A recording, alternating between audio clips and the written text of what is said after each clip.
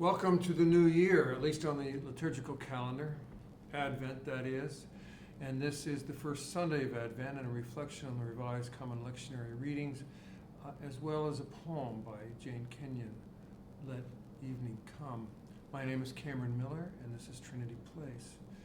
Her poem ends with this: Let it come as it will, and don't be afraid. God does not leave us comfortless, so let evening come. Thank you, Jane Kenyon. Let it come, let evening come. Now, in the popular imagination, the events that Jeremiah and Jesus are talking about are the end of time, or apocalypse, or rapture, or even the eschaton. It's invariably imagined as violent. It is also imagined by many Christians who still expect such an event to take place to be the defining moment that finally rewards the faithful and punishes the faithless. It somehow gets focused on threatening images of torturous pain and punishment inflicted by God, the God of an abacus justice. You know, sitting in a cosmic cave, tabulating each human being's goods and bads to determine a happy salvation or an eternal agony. Why is it, really, why is it that we think the God who created such magnificent beauty and such exquisite interlocking biomes of life here and likely all the way across the cosmos is an abusive parent? Better yet, why do we hang on to that notion? Frankly, if I had to imagine an end time at all, I prefer to think of it as the end of time as a birth, as in the baby's first gasp of bountiful air. I could go with that image, but truly I don't really expect God to suddenly put a zipper on it and zip us out of existence. Not God, anyway. I do fully expect that one day the earth will be a cinder cooling off in space even before our sun dies, because all stars finally do. But of that day and hour, no one knows.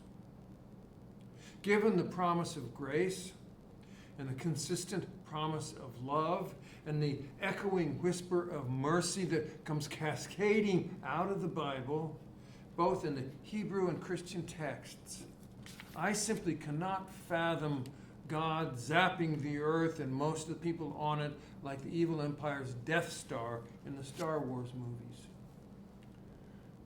Now, in the next few weeks of Advent, we will hear some of that violent end-time imagery, and it is not difficult to figure out why ancient people expected such things. Think about it. When you have so little knowledge about the cosmic environment and a tragically narrow sphere of control, a sudden apocalypse would be consistent with the rest of your experience. Those ancients didn't get much warning, for example, about a storm like the whopper rains we got this fall. Even though our weather forecasting leaves a lot to be desired, our satellites watch weather forming and sweeping across the mountains and the Great Plains and the Midwestern belly of the nation before ever crossing this threshold, at least where I am in the eastern seaboard, before crossing our threshold. But for those ancient storms just hit, bam. So did the Roman army just arrive without warning. The cohorts raped wives and daughters and cut off the hands of sons and took bread and flour and goats and just appeared. Bandits attacked too. They appeared without warning. The lion who ate the neighbor. The famine that swept the land, the disease that began with a rash and ended with internal bleeding and finally gushing blood from every orifice. Anything and everything just appeared and just arrived without warning. Our existence, yours and mine, obscures so much of the life context of the people before us. It is said that for all of us, really, that we have a better quality of life than Henry VIII did. Think about that. We know that death and tragedy can arrive at any moment, but our lives are generally so sanitized and so anesthetized and so protected that we create violence in our movies and in our television and video games just to scare ourselves. Can you imagine that those ancient people who lived with that kind of minute-by-minute insecurity would then choose to watch a Stephen King movie? I don't think so.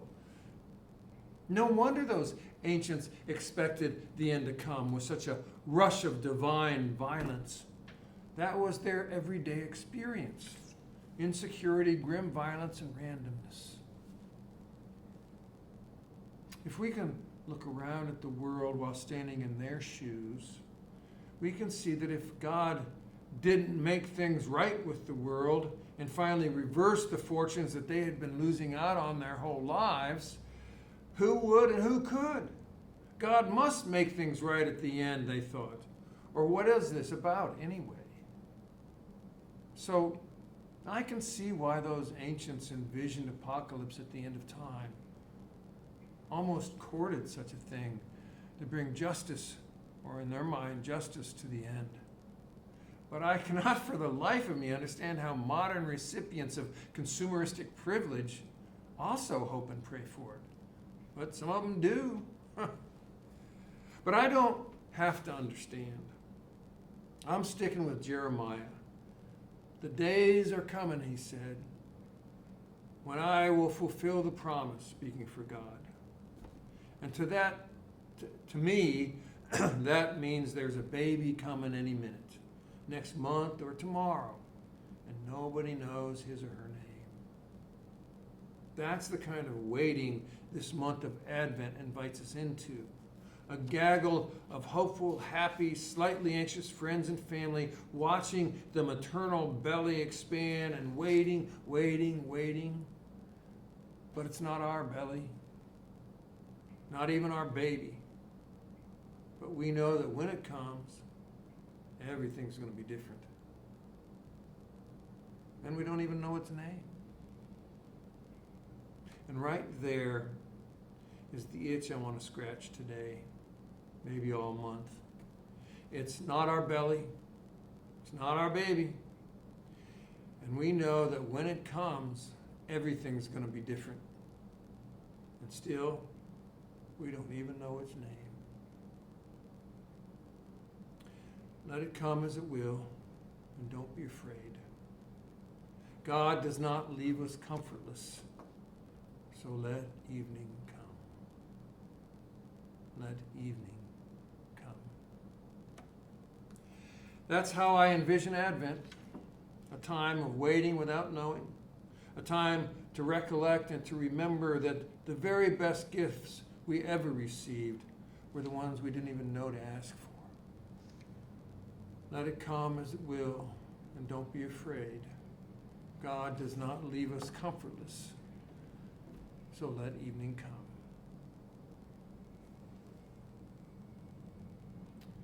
Peace be with you.